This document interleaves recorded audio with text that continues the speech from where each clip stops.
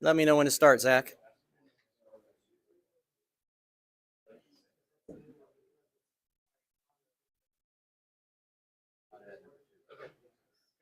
All right. So we got a computer issue. I will just go ahead and answer the ones that we've already handled. So number one is the elbow. It's a violation. It's not a foul because he didn't touch anybody. Number two is a new one. Matt, would you take that, a substitute? Substitute who desires to enter between quarters at halftime or during timeout shall report to the scorer, giving the substitute's number. Prior to the 15-second warning signal at the end of timeout or intermission, after 15-second, prior to 20-second warning, after 20-second warning. I'm going to go prior to 15-second warning signal, end of timeout or intermission. That is correct. The rationale behind that is to give the opposing coach the opportunity to make any decisions on what he or she wants to do as a result of that substitution. Free throws, we already had that one. It's the injured player substitute, C. Undershirts, we had that one. It's all of the above. Timing mistakes, and we had that one, so that's all of the above. A substitute free throw is awarded to A1 if B1 violates and A1's success is unsuccessful, A. We already had that. It is a delay of game 2. This is a new one. Not have the court ready to play. It is a delay of game 2. A, not have the court ready to play following a timeout.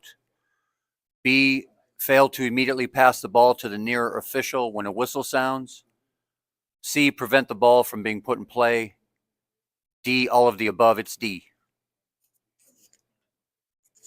Yes, those are all bad things that they don't want to have happen.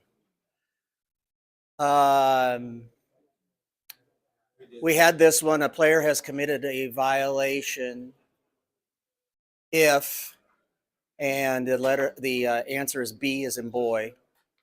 I'll answer 9. 7 was a new one, yeah. Number 9 okay. is the jump ball restrictions and when, I won't mention you answer it again. Touched. We've had number 10. We've had number 10, and the answer is A.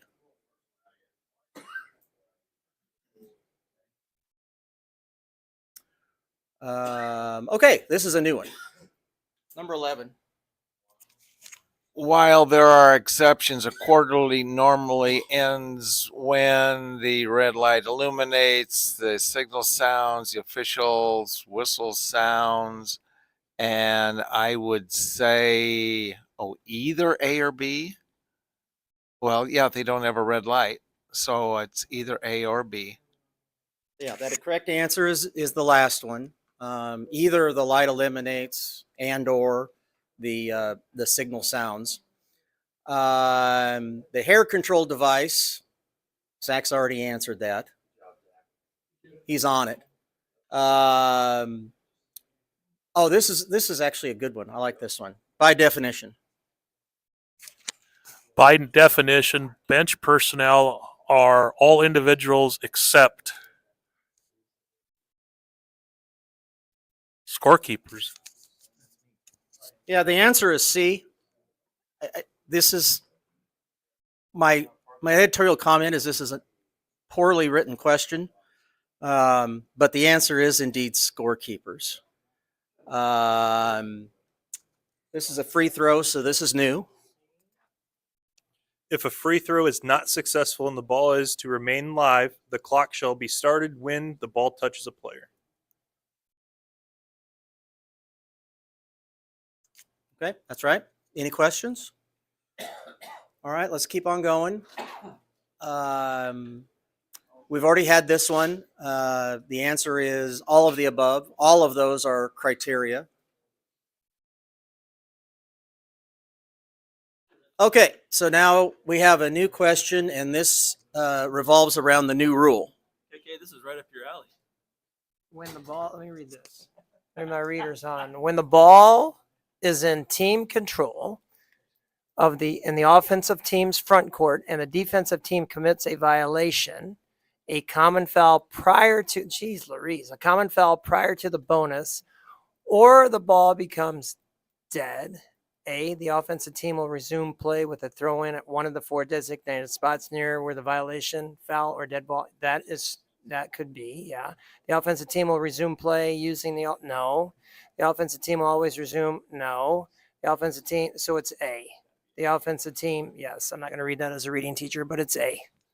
Yeah, that's right. And the most important thing to kind of keep in mind here is the team is either retaining in this question, but gaining or retaining possession of the ball in their front court for the new rules to be applicable.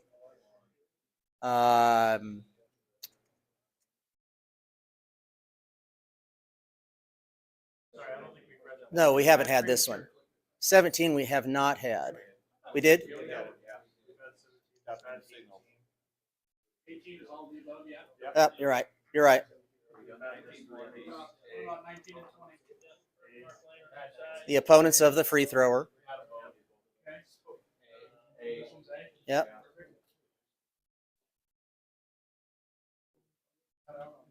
All right, this is new. This is new. The official's jurisdiction prior to the game begins when they arrive on the floor. The official's arrival on the floor shall be at least 10 minutes prior to the scheduled starting time, at least 15 minutes prior to the scheduled starting time of the game, at whatever time the previous game concludes, when suggested by the school administrator. I think the answer is B. Yeah. Fans on the field. So, if you're doing a 3-man crew, you should have discussed during pregame what the plan is. Everybody has their own kind of different way of doing it as to when the referee is going to check the book. It's sometime prior to 10 minutes. Some people use 12-12. Some people use 13-13. But just if the referee doesn't discuss that, go ahead and bring it up with him or her in the pregame, just so everybody knows where they're going. I think we've already had 22. No. Oh, yeah. But not 23. Yes. When that's when the official chops. No, we haven't had 23. No, we were 22. Right? We answered 22. We're on 23, right? I knew that answer, so we had that.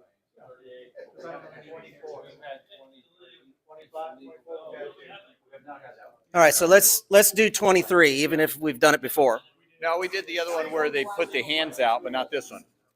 If an opponent reaches That one's different. It's okay, just go.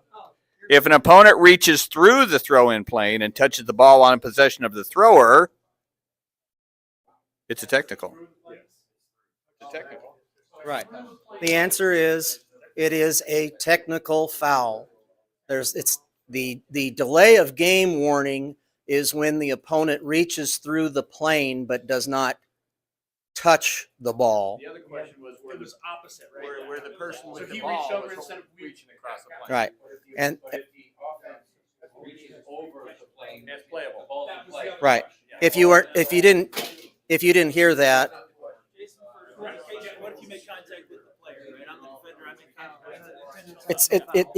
it's still a technical. Yeah, it's still a technical. The question was, what if you make contact with the player, the throw-in? Hang on, please. If you make contact with the player, the thrower, but not the ball, yes, we still have a technical foul. 24 we've already had, which is all of the above. If they make contact, if I'm holding the ball and Mike reaches through and makes contact with me, I don't think it's a technical. I think it's an intentional. Intentional foul. Okay. It's intentional as opposed to technical. Did everybody understand that? The question was, what if the opponent reaches over the plane, doesn't touch the basketball, touches the thrower's arm or the thrower's body? Touches the ball. Oh, this is separate to the test question. So, Separate to the test question. right. So the test question is The test question, it's a technical foul to touch the ball. The question was, what if someone the opponent reaches through, does not touch the ball, but touches the player? And in that situation, that's an intentional foul. Okay? It was just an additional question. Yeah, no, that was my fault. Sorry. So this is quasi tricky, but it's an interesting question. This is going back to our new rule with regards to throw-ins. The throw-in after a 10-second violation is always awarded at one of the 4 designated spots nearest the violation. Okay. Does everybody understand why? Exactly. So if there's a 10-second violation, we know we'll be into the defenses or the opponent's front court, and therefore we apply one of the 4 designated spots. 26. We're going to talk about things you can't do to the dribbler. Which of these is a foul when committed against the ball handler? Placing 2 hands on the player? Yes. Placing 1 hand on the player and keeping it there? Yes. Contacting the player more than once with the same or alternating hands? Yes. Placing an extended arm bar on the player? Yes. So it's all of the above. And what would the foul be? It'd be basically A push or a hand check. That's correct. Going to intentional fouls. Robert? Intentional fouls include, but are not limited to, all the following except: contact is not a legitimate attempt to play the ball, excessive contact on an opponent while the ball is live, player foul which hinders an opponent from performing normal defensive and offensive movements, contact that neutralizes an opponent's obvious advantage position. I would say fouls include, but not limited to, all the following except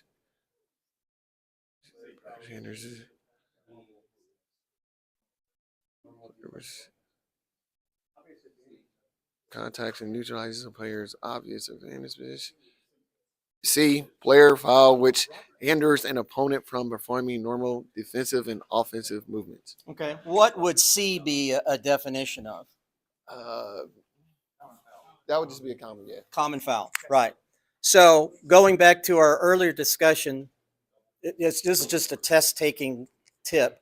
Whenever the question ends with except, just ask yourself, all right, so contact that is not a legitimate attempt to play the ball or the player. Is that intentional foul? Yes. Excessive contact with an opponent when the ball is live? Yes. Contact that neutralizes an opponent's obvious and advantageous position, like a breakaway? Yes. The only one that isn't is, as Robert said, C, because that's just a common foul. All right? John, can you take this one? Legal guarding position requires both feet touching the court, the front of the guard's torso to be facing the opponent, hands and arms inside the shoulder width of the defender, all of the above, A and B only. Legal guarding position required. I'm going to say it's going to be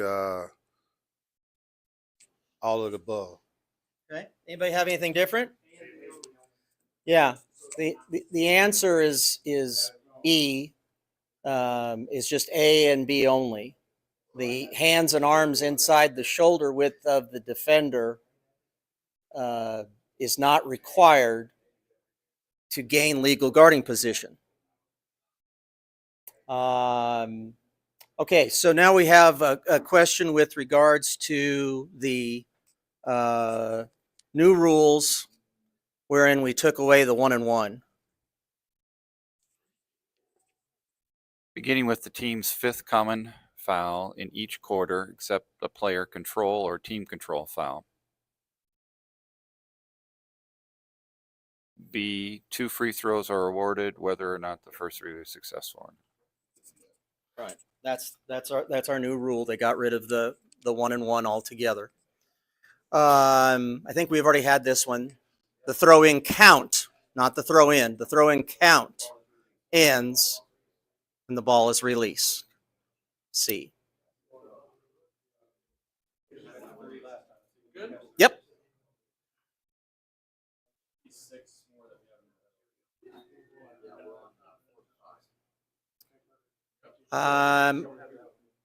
This is, again, regarding the new rule, but I don't think we've had this question. Which of the following is true regarding bonus free throws? 2 free throws are awarded beginning with the team's 5th foul in each quarter. Team fouls will be reset to 0 at the end of each quarter. A bonus free throw is awarded beginning with the team's 7th foul in each half. It's A and B only. Right, they're being tricky. They're going back on letter C. They're going back to the older rule. Just a couple things. The scoreboard should only show up to 5 fouls. They shouldn't continue to go on beyond that, because the only question is whether there were 5 this quarter. And so you shouldn't see 6, 7, 8, etc. I think we've already had this one. When an official administers a throw-in, we have not? Okay. Which one? There is no sixth. There is no such thing. On the fifth. On the fifth. Take. You shoot on 5, not after 5. Yeah, or in the new 6, right? So it's at the beginning of the team's foul. Right. Okay. So I may have, let me clarify. Make sure I didn't confuse anybody by giving that tip. Once a team commits a 5th foul in a quarter, then the opponent is awarded 2 free throws unless it's an offensive foul. That hasn't changed. The only thing I stated was that the scoreboard should just say 5 from that point on. It shouldn't continue to count beyond that number. And I got a question. The keeper asks this often now. Do we want them putting the bonus? Do we want the keeper putting the bonus light up on the scoreboard after the 4th when the ball is put in play? I prefer that.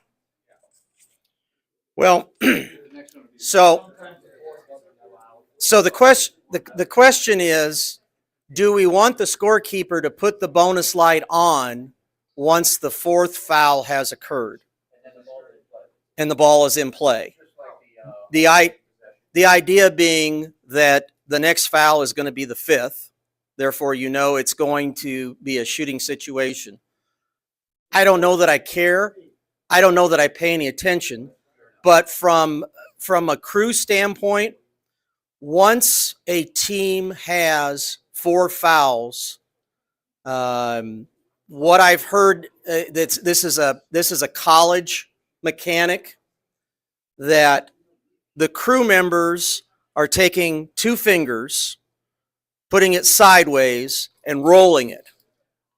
And that's a visual cue to all of the crew members that the next time there's a foul on that team, they'll be shooting 2. That's not in the book. My understanding is that's a college thing, but it'd be a nice thing to do to communicate with your crew. Yeah.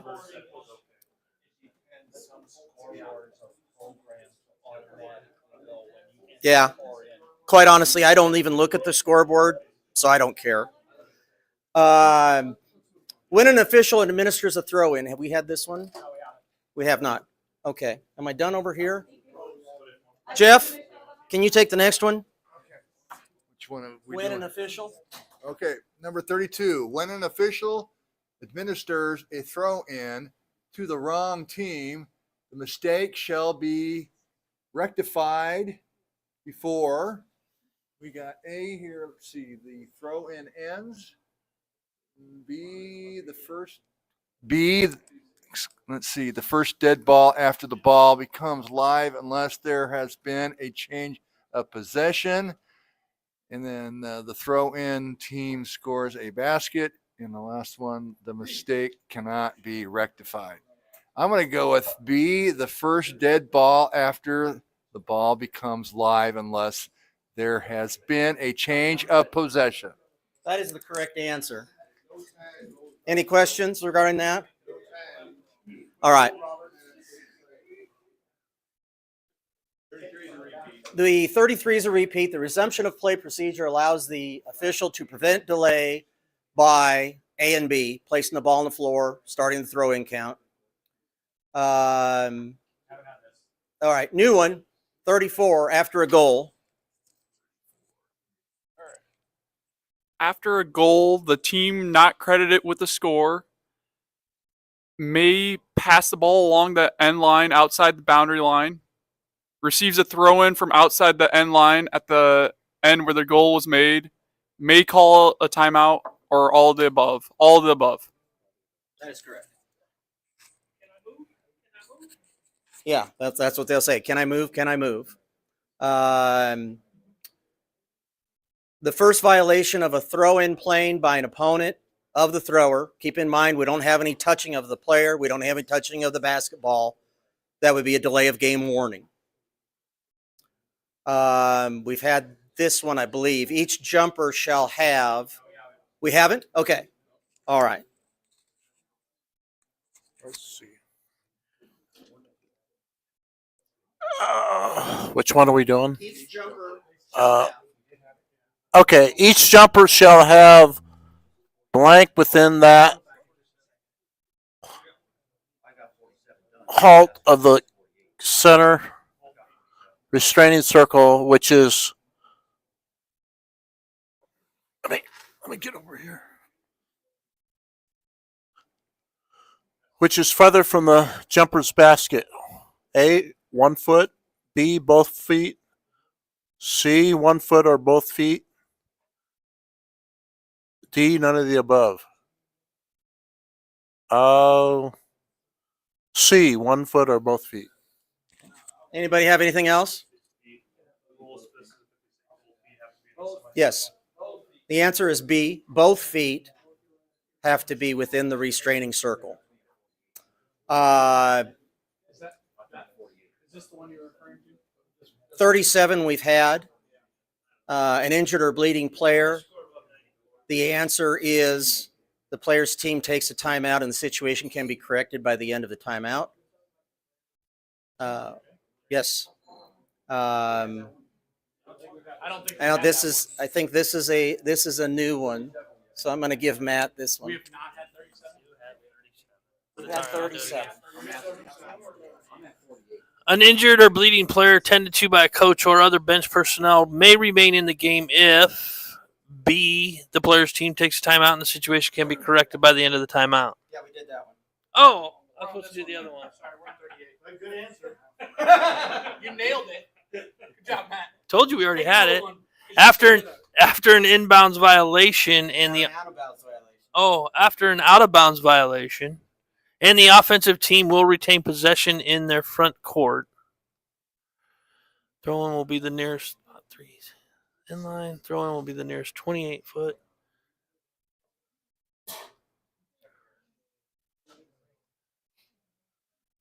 In their front court.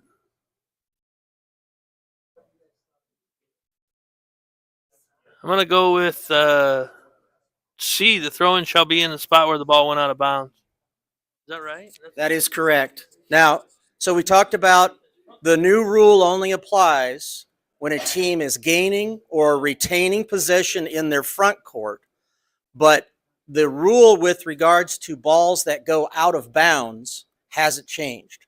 So if the throw-in is coming about because the ball went out of bounds, then the throw-in will be the spot where the ball went out of bounds. This is new. It's similar, but it's new.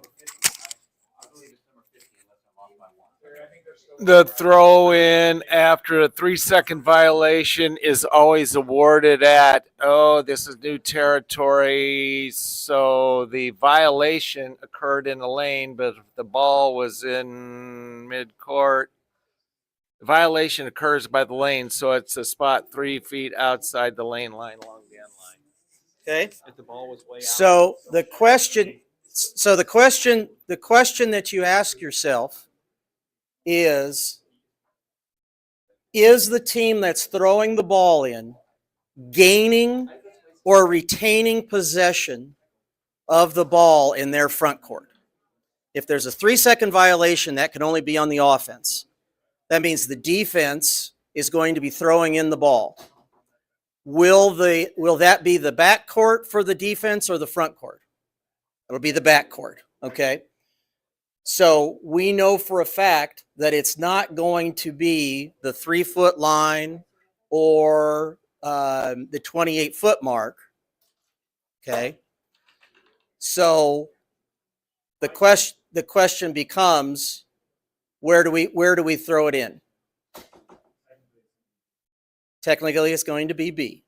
My question is, it shouldn't be where the violation occurred, it should be where the ball's at, right?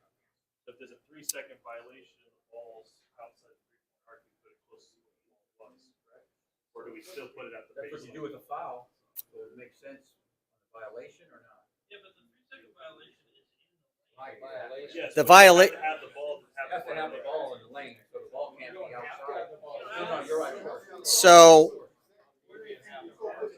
good question. If it's a foul, it's in the back court, that's a violation. If a foul occurs in the lane and the ball's way outside, it's where the ball is. So why wouldn't that be the same for 3 seconds? No, it's where the violation. I will tell you that it is where the violation occurred. So in this situation, in this question, the answer is B as in boy. So you still may be on the end line, probably will be, but it's not tied to the 3-foot outside the lane line under the new rule. No. It cannot be C or D. Hang on, please. It cannot be C or D. And the reason being is that the team that is throwing the ball in is not gaining or retaining the ball in their front court. Keep in mind that new rule only applies in that situation.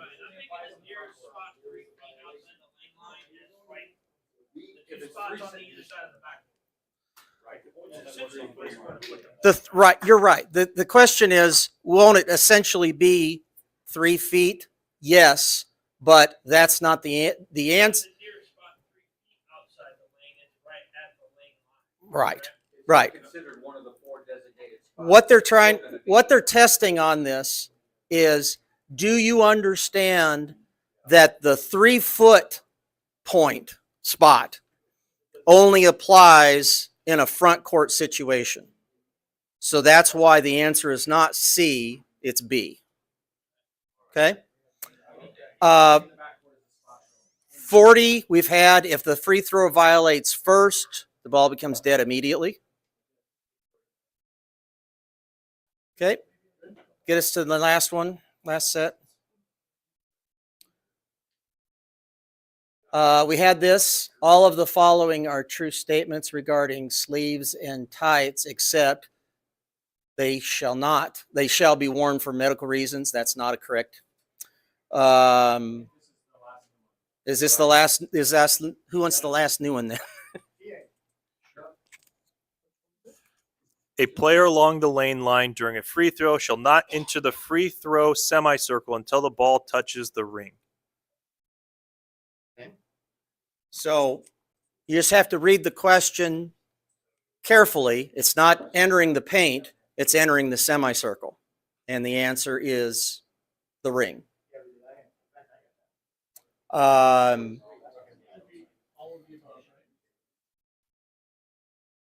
Yes, all of the above for the uniform, what the uniform can have. When does a out of bound throw in end? Call it out.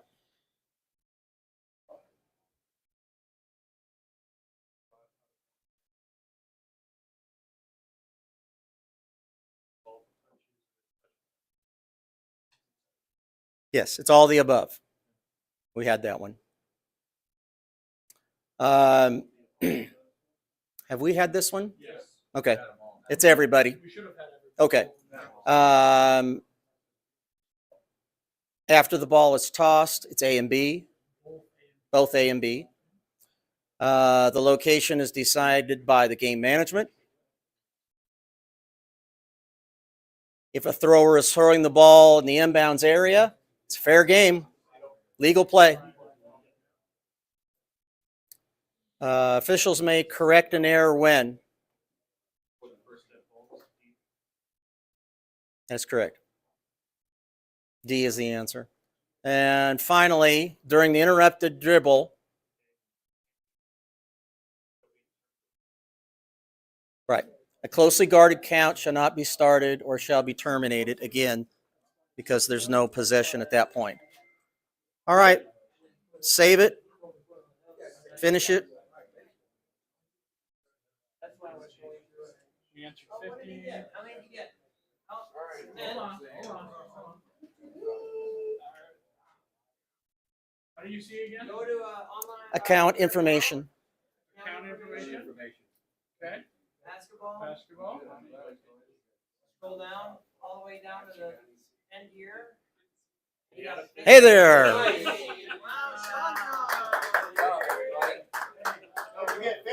Which is one more than he got it on part one.